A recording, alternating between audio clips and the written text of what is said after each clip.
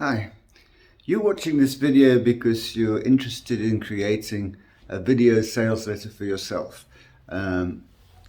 Before we go any further, I would like to advise you of some observations that I've come across in people doing their own video sales letters. And the first observation is that people are incredibly critical of their own performance on a video sales letter. And it's a difficult thing to do.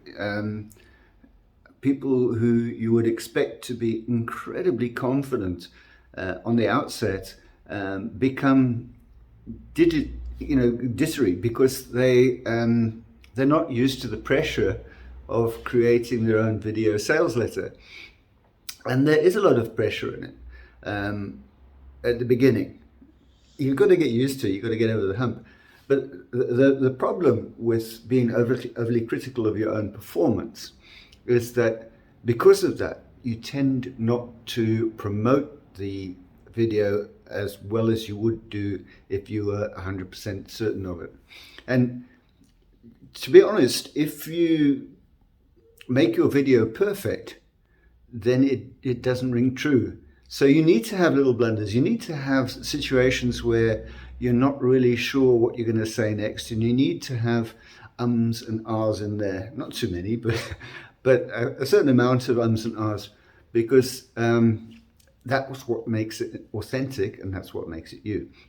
So what I'm trying to say in a kind of long, windy sort of way is that you would be better off having somebody else do the video for you if you are going to be overly critical of your own performance.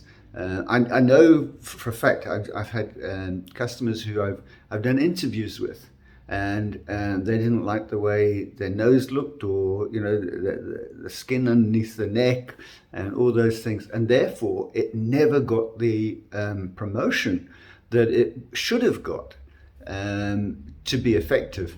So before you even start the whole process of working out what you're going to say and how you're going to structure it so that it ends up in being a sale or a specific task that you want them to do, a call to action as it were,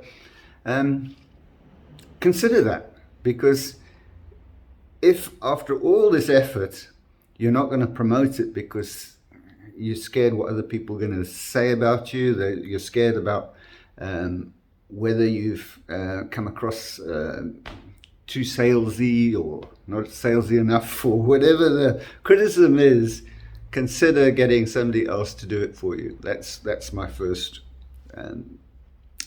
advice to you. It's vitally important that if you do produce a video sales letter, that you feel proud of it, because if you don't feel proud of it, you will not promote it properly. I know that for a fact.